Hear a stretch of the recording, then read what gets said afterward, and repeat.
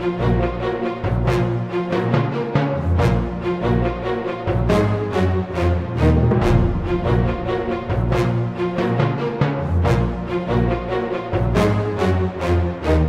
raise your hand. Hello. This is Nathan. Nathan is going to be leading a walking tour. It should be perfect. If you're here for the walking tour, get in line and check in. Yeah, get in line. Nathan is going to give about 10-15-minute presentation on the video game LA Noire before we leave for the walking tour. We've got the monitor. You might want to get that set up. Yeah, why don't you? Yeah. So Nathan's going to do a quick walkthrough. Nathan's walking tour will focus on the LA Noire game, and, well, if you're signed up for the tour, you've read the description. We'll get into that. They don't. I want to segue into that. Victoria was good enough to come down and just discuss with me some ideas around, notions around the idea of karma, reincarnation, and civilization. Did you? Well, we talked mostly about Los Angeles and esoteric thought in Los Angeles around 1915. That's what we did. We talked about that. But karma, reincarnation, and civilization are sort of intrinsic ideas to certain schools of esoteric thought. And the gentleman over here, we were talking before, going today about science fiction in that sense that there's always this awareness in people. I've been here before, right? Or what's going on? Right. Perfect.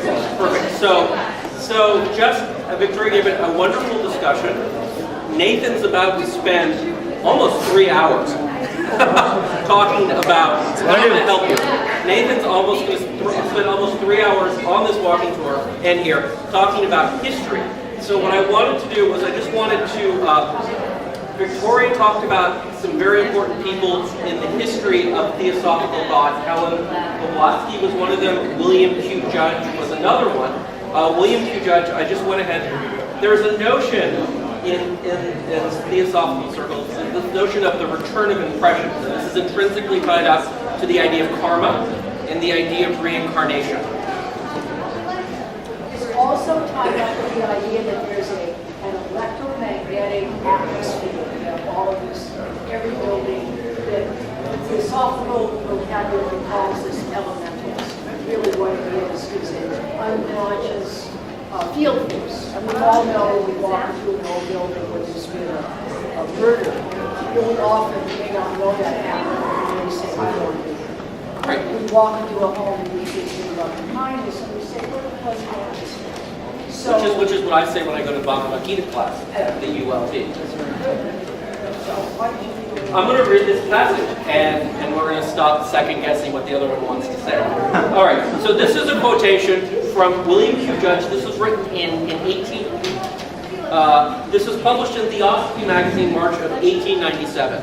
And the title of the essay, of which I will only read half of a paragraph, the title of the essay is called Cyclic Impression and Return and Our Evolution. I think America is the evidence that this old civilization is coming back. For in the theosophical theory, nothing is lost. If we were left to records, buildings, and the like, they would soon disappear and nothing could ever be recovered. There never would be any progress, but each individual in the civilization, wherever it may be, puts the record in himself. And when he comes into the favorable circumstance described by Patanjali, an old Hindu, when he gets the apparatus, that's basically yoga posture, when he gets the apparatus, he will bring out that old impression. The ancients say each act has a thought under it. Each thought makes a mental impression. And when the correct apparatus is provided, there will arise a new condition in rank, place, and endowment. And basically, when you're in downtown Los Angeles, you are in a place that has been lived in for at least 15,000 years. So all of the people who live here, no matter what their culture, will be pressed into the atmosphere. So it's not simply a built environment, but it's everything underneath that.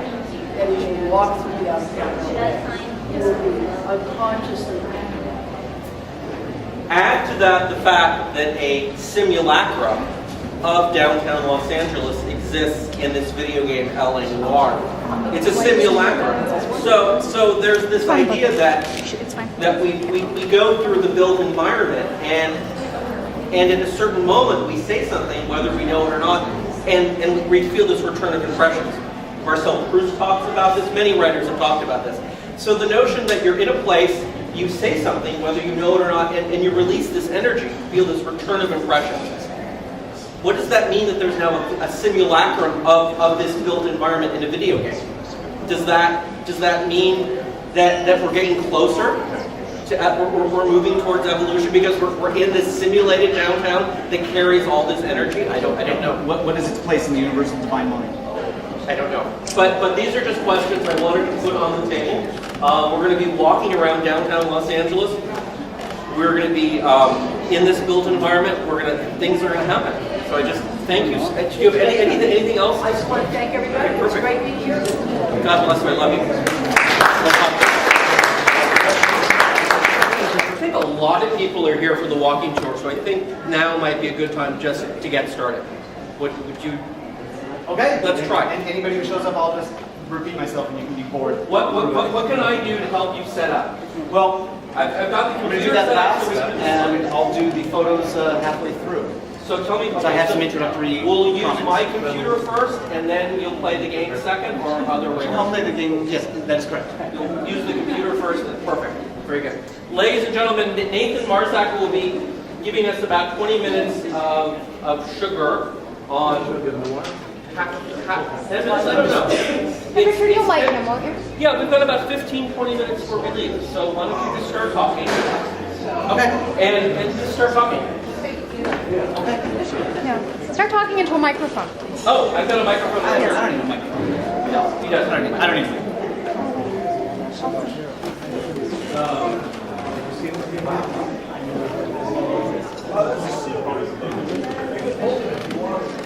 My talking stick is the seal rip book. All right. We're here to talk about Los Angeles.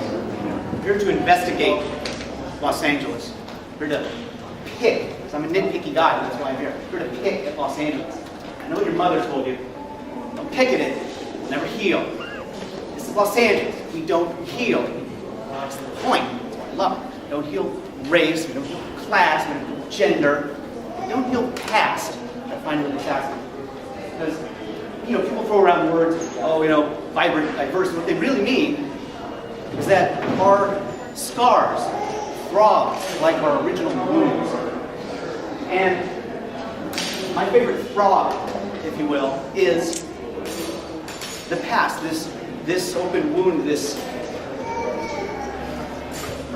maggoty perhaps, but this changeable, this undefinable, this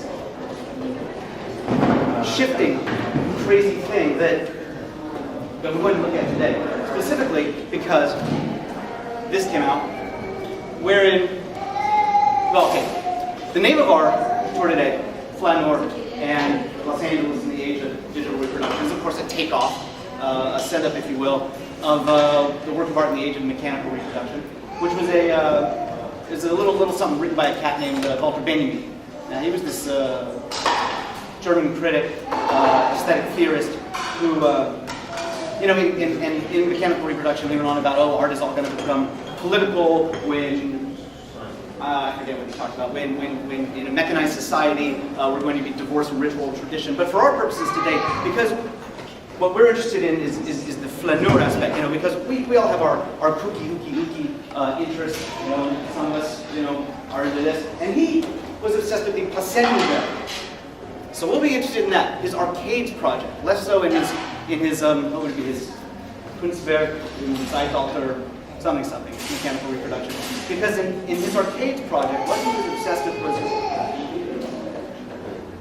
19th century Paris. You see, you had these arcades that people would traverse the city through. These were these wonderful glass-topped marble passageways that most of them were lost when Haussmann redid the city, but famously so. And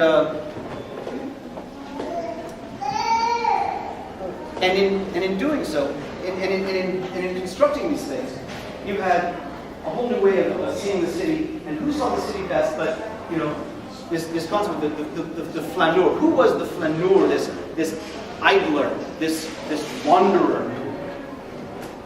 Well, the flaneur was sort of this 19th century icon of, who famously walk like a pet turtle down the street, sort of letting him. A man of leisure. A man of leisure. Not in a hurry. And not in a hurry. But most importantly, he was fluent in the hieroglyphics, if you will, of visual culture. And it was also important that he was being sold to. Right? Right, commodity. And it's about commodity. Similarly, we are being sold to the representation of 1947 Los Angeles. Right. Which is important, some would argue, because it's our past, it's our shared collective memory, maybe part of the universal divine mind, in fact, as we just heard. And so we then, what we're going to do today, as we trace about this kooky city, we're going to be flaneurs of our own type. We are going to idle about and take in, and we're going to have to see it. We're going to have our time sliders out. And we're going to have to see how this new game, LA Noire, measures up in terms of, reality. That's a whole other kettle of fish. But it's representation, it's misrepresentation, what these things connote, without getting into semiotics or anything like that. Richard, let's grab the. Can I just make one computer? Absolutely. Let's get a quick dialogue. So we have a couple things on the table before we get started. We have the notion that Walter Benjamin, in this great work, the Arcades Project, which was incomplete. His lifelong work, and so all we know is they have a stack of stuff that they went through and went, oh, we must have thought this. Died in Spain trying to escape Nazi-occupied France at the border. Committed suicide, that's right. Because he famously thought that the beautiful thing about the way people moved through these passageways is that it was antithetical to fascism. And if we just had a little bitchin' arcades, we couldn't have fascism. Remember that. We're talking about commodities. We're talking about the notion that he was interested in Paris being sold as a commodity, this new Paris in the 1890s being sold. We're in downtown Los Angeles. We're in the historic core. Everything in the historic core is being converted to condominiums and apartments, and developers are commodifying this history to sell it to prospective tenants or leasers or people, purchasers. Right. So there's a lot going on, and then we have the whole notion that these ghosts of downtown exist. And we're walking through them. We're the flaneur. We're experiencing everything that's happened at this intersection all at once. And then we have a video game, LA Noire, which is a reproduction of this. There's a lot going on. There's a lot going on. Or reproduction, or because I wouldn't have gotten my jammies in a twist. Pardon my French. Had they not have gone and said from the get-go, they being the game developers, Team Bondi in Australia and Rockstar in England, God bless them, I love them to death. This is going to be a perfect recreation of 1947 Los Angeles. I said, perfect recreation? Sign me up. Now, darling! Oh, I'm happy to watch. I told you we shouldn't have started early, and I have to repeat it all to her later. But that's why I go home with her. I can stand up and pontificate. I know. So, where was I? Oh, yes. Keep going. Perfect recreation. Now, they have since backtracked a little bit from that and some of their things. They said, well, we didn't need it to be a perfect recreation. I mean, it's supposed to, but I think even on the game itself, where's Joe? Joan will be right back. Yeah, she actually read to me over the phone when the game came out and said, did you read the back of the game? It says, by the way, we didn't really try to recreate anything. It's supposed to be a feeling of 1947. So, fine. That being said, when who here actually saw Ask the Dust, in Robert Town, they came out with that. There you go. They didn't go on about, this is going to be a perfect recreation of LA, but they did all this work to build this giant set in Cape Town soccer field. And I still had to take him to task for it. I wrote a big blog essay about it, so there you go. So what does it mean to have this perfect recreation? So, let's find out. Let's find out. Do you want me to plug into my computer and we'll do a slideshow? Or yeah, let's do a quick slideshow so that I can sort of run through sort of I don't know, what's endemic to this game? What are some of the themes of some of the things that we are going to go out there and see that are unusual?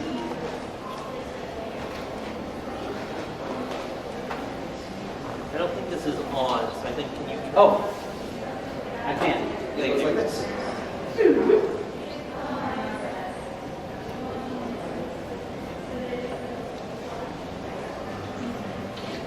Do we see anything?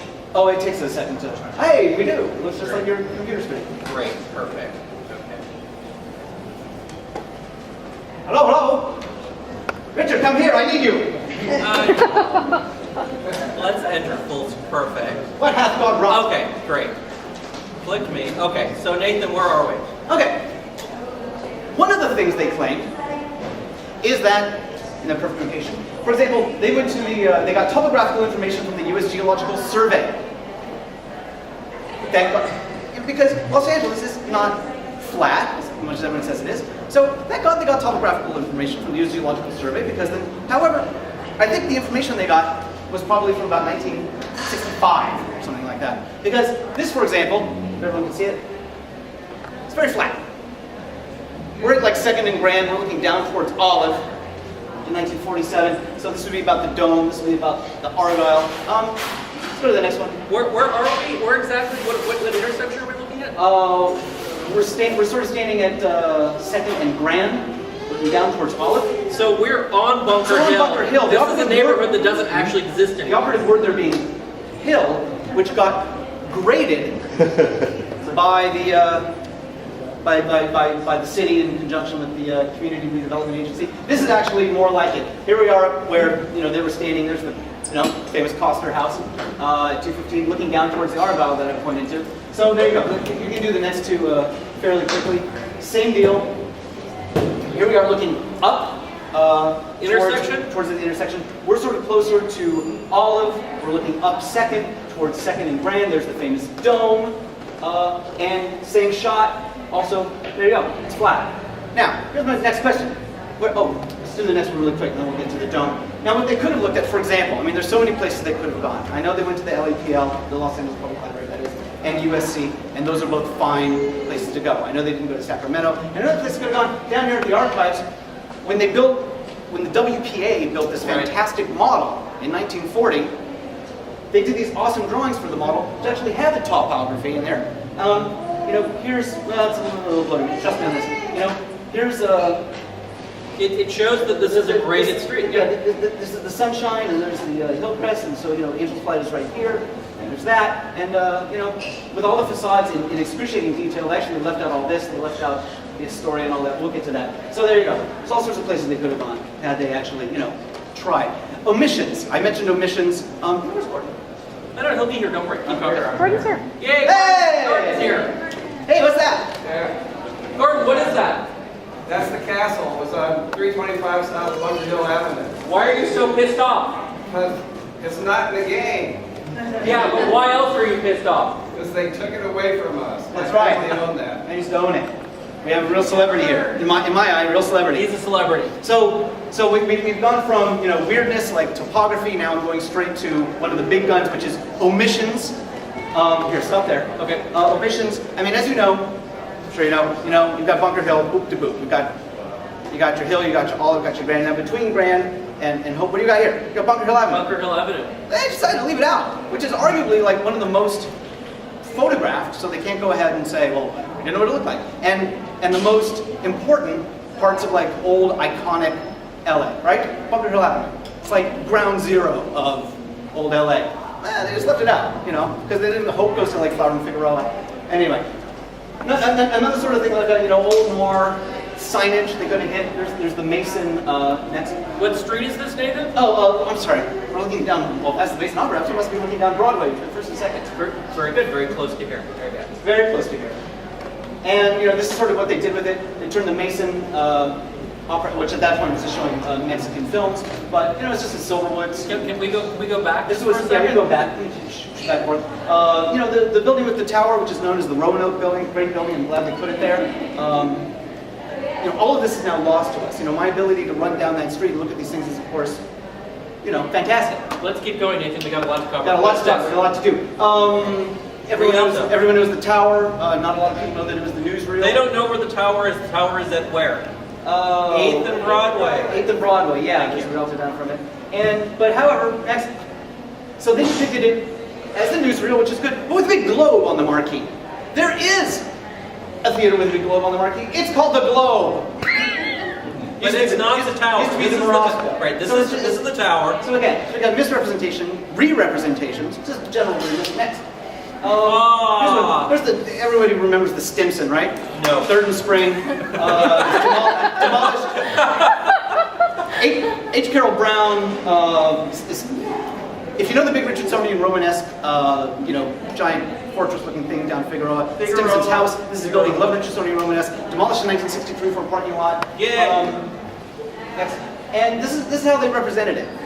So, let's go back. 6 bays, rounded corner. So the fenestration is right. They just sort of cut it in half. Building. I mean, It's a different building. It's not even the same building. but you could tell, that again, 6 bays, rounded corner, and that's where it was. So why?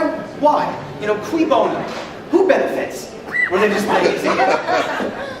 Maybe let's keep going. What are we looking at the rocks thing? Very close. And so they did sort of a half-hearted version of the old Clunes, which is now Cameo, blah, blah, blah. But, the Roxy was from the future because, of course, they had their, 1960s back plastic with the sunburst. All right, quickly. Everybody remember, okay, the Jesus Saves signs? Loved it. On the Biola, over here by the library? Right. So, Where's this? it's behind the library. Well, but the reason the Jesus Saves signs are there and not somewhere else is because, why? Why are they there? It's because that's where they were born, right? Next. But now, he's down here at the Petroleum Building. We call it the United Arts Building. It's not called the United, it's called the Petroleum Building. Oh my God! And there's the Jesus Saves. And there they are again. So, but wait, Nathan, those signs weren't moved there until 1987. Yeah, about 85 is then 86, yeah. And I think by a little bit down about 85, yeah. Because he had to sue the CRA and win to get the money to move them. So, and that's the last of our slides, because that's absolutely my very favorite Fantastic. little anachronism of all, is that the fact that those signs could exist in 2 places at the same time, but also not only 2 places, but at 2 different times. I mean, the philosophical sci-fi conundrum, the physics involved in it, man. Okay, Nathan, let's calm down for a minute. Nathan, let's step back. About 8 weeks ago, you and Kim and I drove out to the Hollywood Roosevelt Hotel, to this beautiful poolside. Right. It was a Friday afternoon. It was warm. There were a lot of half-naked women in bikinis. A lot of half-naked You women. could feel like They're pretty much all naked. God is really testing us, right? When you're close, when a lot of scantily clad women in bikinis start showing up in the workplace. So, you and Kim played the game. Yep. The game you're about to show us. Yeah. You asked them 4 times before you entered the hotel room under tight security that you were going to vlog about it and was it okay? And they said, it's fine. Send me an email tomorrow. I'll send you official photos. And what happened? You blogged about it and you didn't like the game, did you? That's not Your true. blog post being an extension of this talk. That's not true. Okay. Yeah, yes, I wrote a blog post about it, and yes, there was a bit of a shitstorm. Because their release week was coming up, and they like to keep their PR very tight.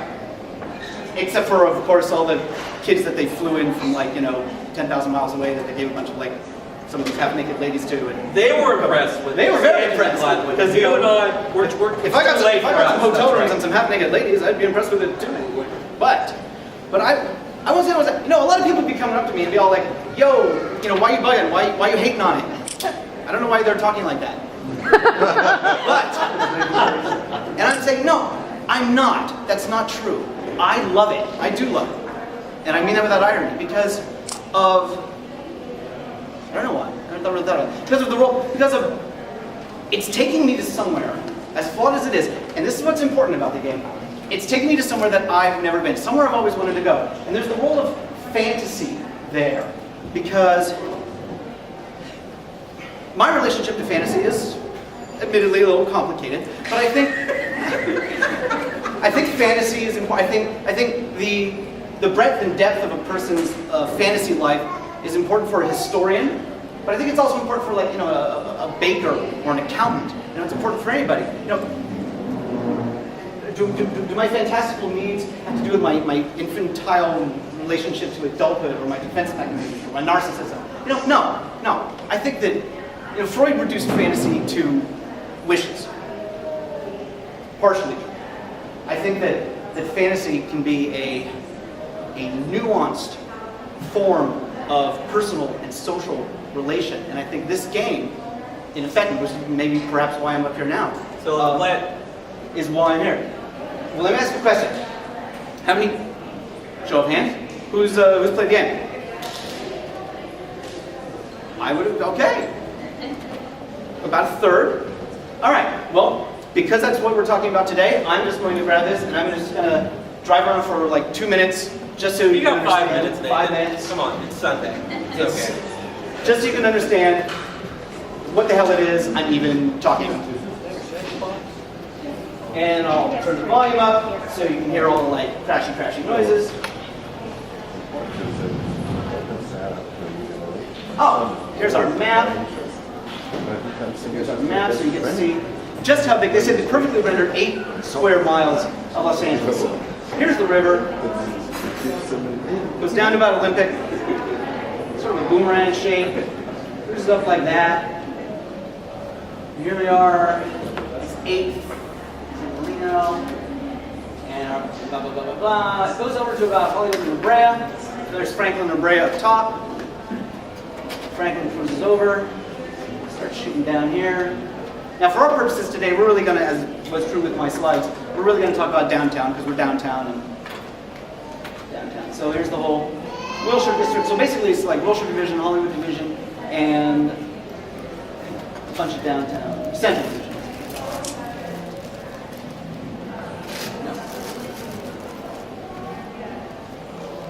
Okay, that's it.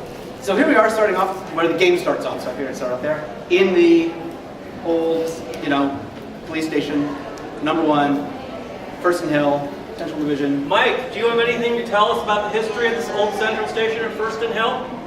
Where's Mike? Mike? Okay. Okay. Well, I mean, it was awesome. It was 1896. It was First and Hill. It was, had the admitting hospital. When they built Parker in like 54-5, so they demolished this in about 55-6. I remember how to get out of here. Oh, exit. That's it. And I wrote about, when I wrote that piece, I said, and I walked out and I saw Austin State Building and I was like, oh my God. So I actually looked this way. And there's the old J.C. Austin State Building from 1931, which didn't fare too well after the quake in 73, torn down in 75. So there you go. Looks pretty cool. There's the old promontory. Well, let's go. Let's go badge someone and get a car and drive around. So that's what it's all about.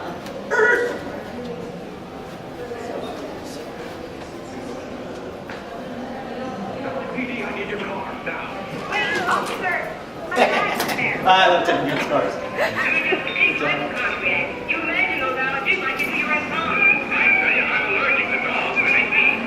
Oh, and we get to listen to the Bickersons and the Jack Benny Show, and Rochester and stuff like that. What? I ran into another car? Oh, I'm sorry, I wasn't paying attention. Now what are you gonna do?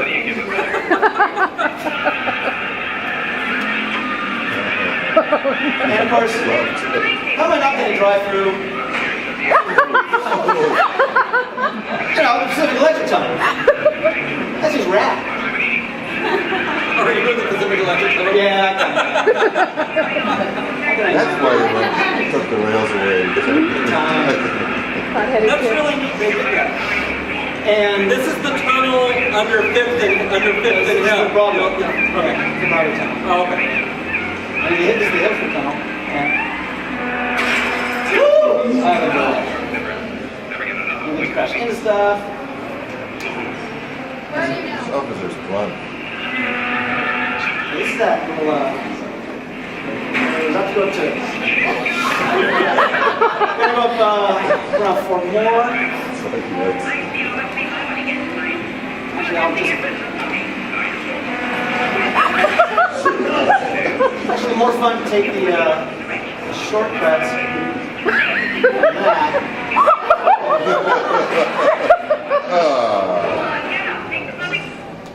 Get back in the car. Now, But I'll start fooling around. I'll start going to some landmarks. Okay, no. There we go. So Nathan, Los Angeles in 1947 was a lot hillier than downtown. It was a lot hillier than Yes, they it was. said. Yes, it was. Let's go back. Let's see, where shall I go? Oh, I know. I'll take you to the, they did a really nice job. Remember the old Hall of Records building? Yeah. There it is. Old Hall of Records.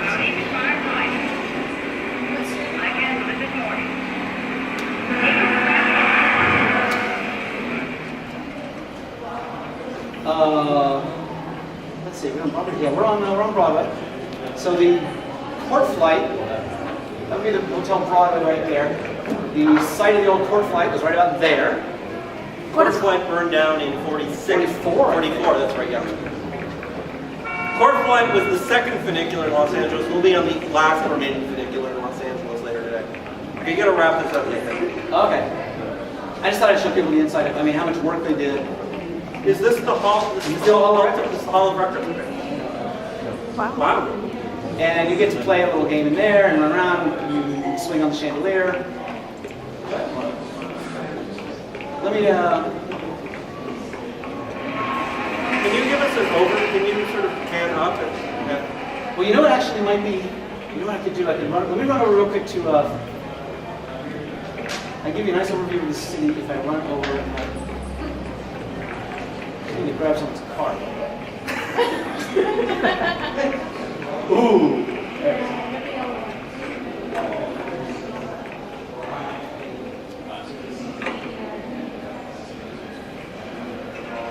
You're really good at this.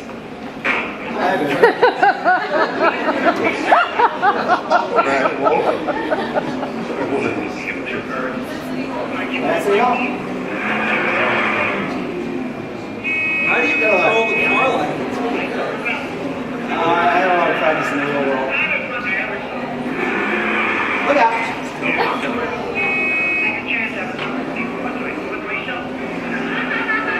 Let's go over to...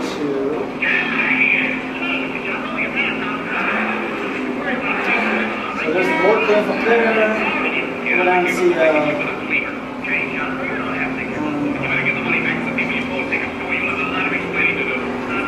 there's the dome of the old the Brighton Hotel, the 4th and Hill. Oh, wait, that is you know, we're gonna go by Angel's Flight. Let's just get to Angel's There's Angel's Flight. And it's just sitting there. It's stationary. You think you'd be able to like ride Angel's Flight. It'd be going up and down. It's the height of its ridership. It's just sitting there. Criminal. There's one more place that we gotta go. Take us here. You wanna go to Clifton's? Yeah. All right, let's go to Clifton's.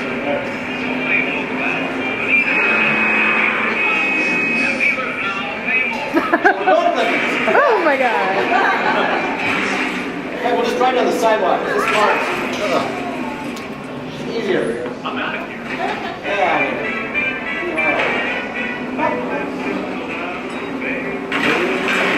Let him run.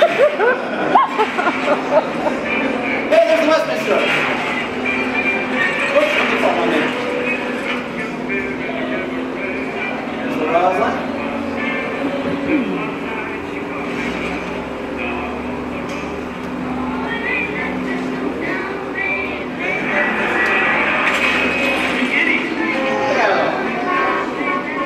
This should be, there's the Hayward. So we want to go down. I'm gonna go That is a walking tour. There's an airflow.